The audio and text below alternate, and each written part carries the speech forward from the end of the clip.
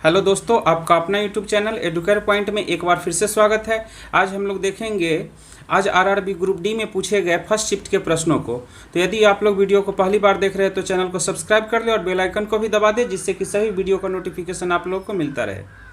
अब चलिए शुरू करते हैं आज का क्लास और देखते हैं आज फर्स्ट शिफ्ट में पूछे गए ग्रुप डी के प्रश्नों को। मिनट में 20 अंडे गिन सकते हैं, तो दोनों मिलकर 450 अंडे कितने समय में गिनेंगे। तो यहाँ पर दिया गया है ए 100 अंडे 4 मिनट में गिन सकते हैं, तो ए 1 मिनट में कितने अंडे गिन सकते हैं। 100 में 4 से भाग दे देंगे 25 अंडे। ए 1 मिनट में 25 अंडे गिन सकते हैं। आगे दिया गया है बी 1 मिनट में 20 अंडे गिन सकते हैं।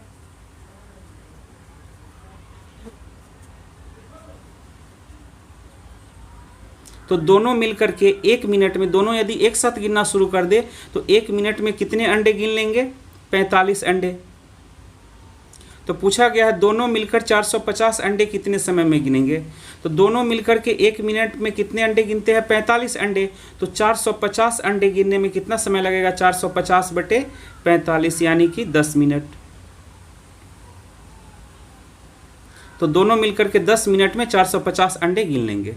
अब देखते हैं अगला क्वेश्चन। प्रिंटर का मूल्य टीवी के मूल्य से 35,000 रुपये ज़्यादा है। प्रिंटर का मूल्य कितना है, टीवी के मूल्य से 35,000 ज़्यादा है।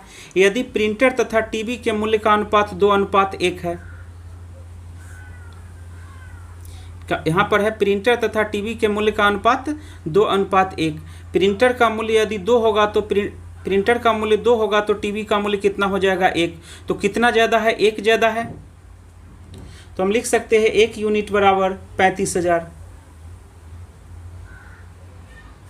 तो टीवी का मूल्य कितना है, 1 यूनिट यानी कि 35,000। टीवी का मूल्य कितना हो जाएगा, 35,000। और यदि पूछा जाता प्रिंटर का मूल्य, तो प्रिंटर का मूल्य कितना है, 2 यूनिट। तो 2 यूनिट का वैल्यू कितना हो जाएगा, 35 दूना 70,000। तो यहाँ पर प्रिंटर का मूल्य हो गया 70,000 और टीवी का मूल्य कितना हो जाएगा, 35,000। अब चलिए देखते हैं अगला क्वेश्चन कि 0.486 में 0.002 से भाग देना है। तो 0.486 इसमें भाग किससे देना है, 0.002 से। तो यहाँ पर दशमलव के बाद 3 अंक है, नीचे भी दशमलव के बाद 3 अंक है। तो दशमलव से दशमलव को कैंसिल कर देंगे तो कितना बच गया यहाँ पर, 486 बटे 2। अब 486 में 2 से भाग दे देंगे तो कितना हो जाएगा,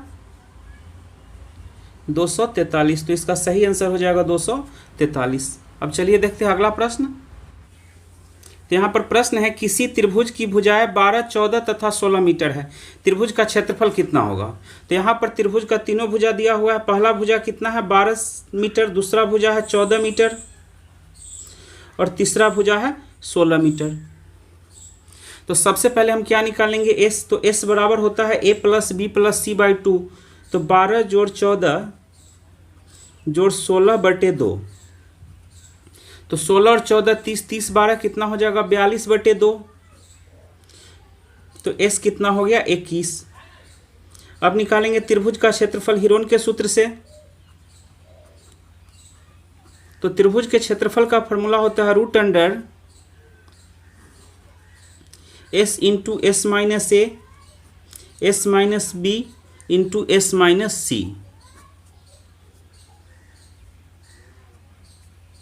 तो √s कितना है, 21 × s - a है। तो 21 में से a यानी कि 12 घटा देंगे। तो 21 में से 12 घटाएंगे तो कितना आ जाएगा, 9। s - b यानी कि 21 में से 14 घटाएंगे तो 7। फिर कितना है s - c। तो 21 में से 16 घटा देंगे तो कितना आ जाएगा, 5।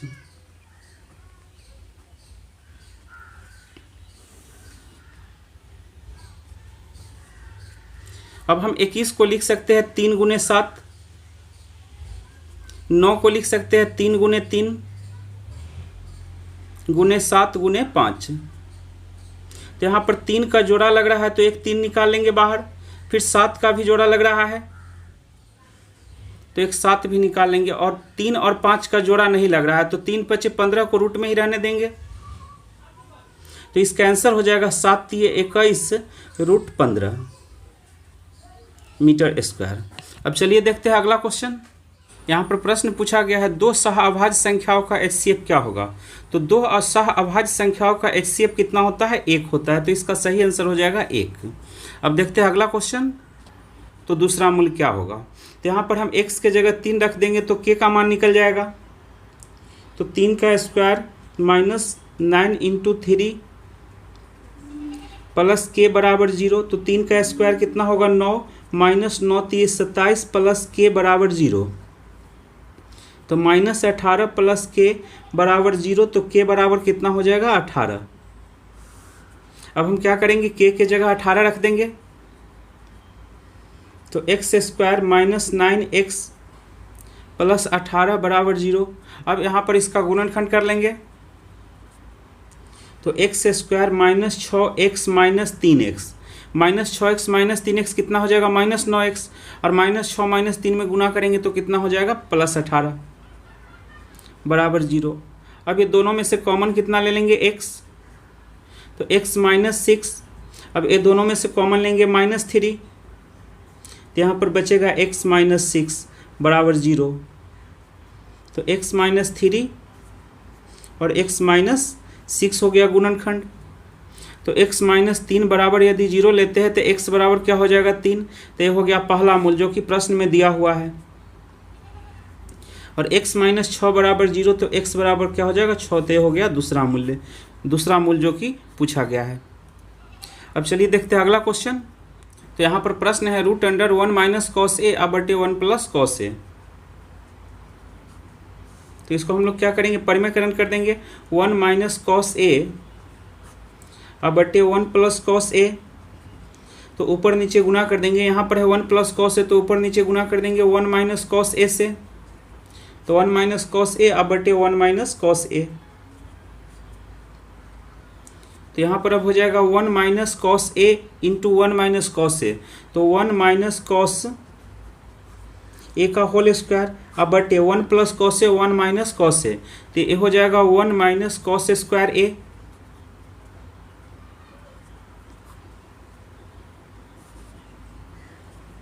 तो 1 माइनस कॉस ए का होल स्क्वायर बटे 1 माइनस कॉस स्क्वायर ए बराबर हो जाएगा साइन स्क्वायर ए। अब स्क्वायर से रूट को ख़त्म कर देंगे। तो 1 माइनस कॉस ए बटे साइन ए। अब करेंगे 1 by sine A, 1 by sine A minus cos A बटे साइन ए।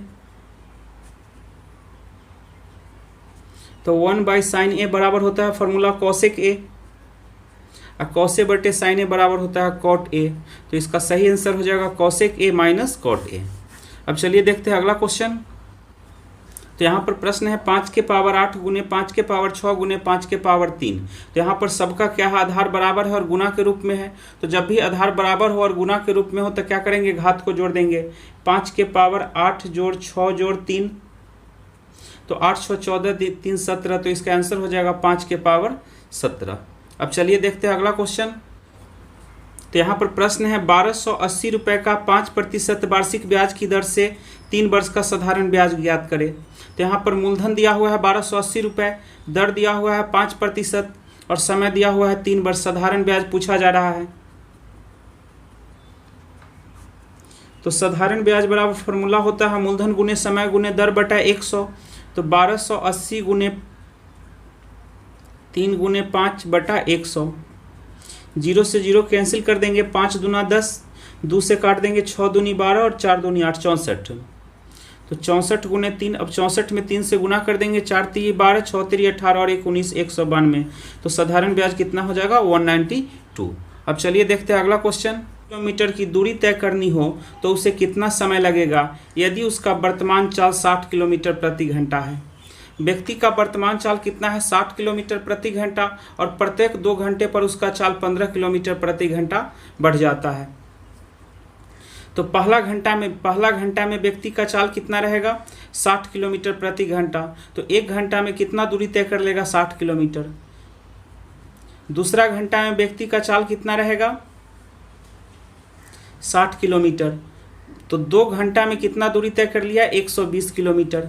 अब तीसरा घंटा में व्यक्ति का चाल 15 किलोमीटर प्रति घंटा बढ़ जाएगा, तो कितना हो जाएगा? 60 में 15 बढ़ जाएगा 75 किलोमीटर प्रति घंटा। तो 2 घंटा फिर उसका चाल कितना रहेगा? 75 किलोमीटर प्रति घंटा। तो चौथा घंटा में व्यक्ति का चाल कितना रहेगा? 75 किलोमीटर प्रति घंटा। तो 4 घंटा में व्यक्ति कितना दूरी तय कर लिया? 75 और 75 को जोड़ लेंगे तो 150 किलोमीटर। तो शुरू के 2 घंटा में व्यक्ति 120 किलोमीटर की दूरी तय किया है और फिर 2 घंटा में 150 किलोमीटर। तो 4 घंटा में कितना दूरी तय कर लिया? 270 किलोमीटर। अब व्यक्ति का चाल 5वां घंटा में कितना हो जाएगा? 15 किलोमीटर प्रति घंटा बढ़ जाएगा, तो 90 किलोमीटर प्रति घंटा। अब दूरी तय करने के लिए कितना बचा हुआ है? दूरी तय करने के लिए बचा हुआ है 360 किलोमीटर का दूरी है, जिसमें 270 किलोमीटर का दूरी वह तय कर चुका है। तो कितना बचा हुआ है? 90 किलोमीटर।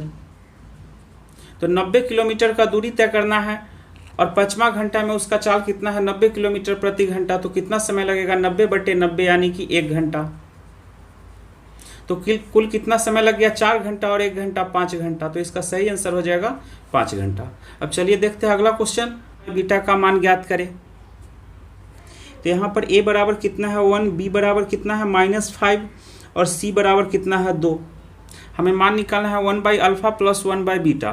तो 1/α प्लस 1/बीटा बराबर होता है अल्फा प्लस बीटा अब बटे अल्फा इंटू बीटा। तो सबसे पहले हम क्या करेंगे? अल्फा प्लस बीटा और अल्फा इंटू बीटा का मान निकाल लेंगे। तो अल्फा प्लस बीटा का मान होता है -b/a। तो -b कितना है? -5 अब बटे a कितना है? 1, यानी कि माइनस माइनस प्लस कितना हो जाएगा? 5। फिर निकाल लेते हैं alpha into beta. Alpha into beta बराबर होता है c/a। तो c कितना है? 2 और a कितना है? 1, 2/1 यानी कि 2। हमें मान किसका निकालना था? 1/α प्लस 1/बीटा। तो 1/α प्लस 1/बीटा बराबर होता है alpha plus beta by alpha into beta. तो अल्फा प्लस बीटा का मान कितना है? 5 और अल्फा इंटू बीटा का मान कितना है? 2। तो इसका आंसर हो जाएगा 5/2। तो दोस्तों अभी तक हमें इतना ही क्वेश्चन मिला था। जैसे ही और क्वेश्चन मिलता है मैं आप लोगों को बताते रहूँगा। अब मिलेंगे अगले वीडियो में, तब तक के लिए धन्यवाद।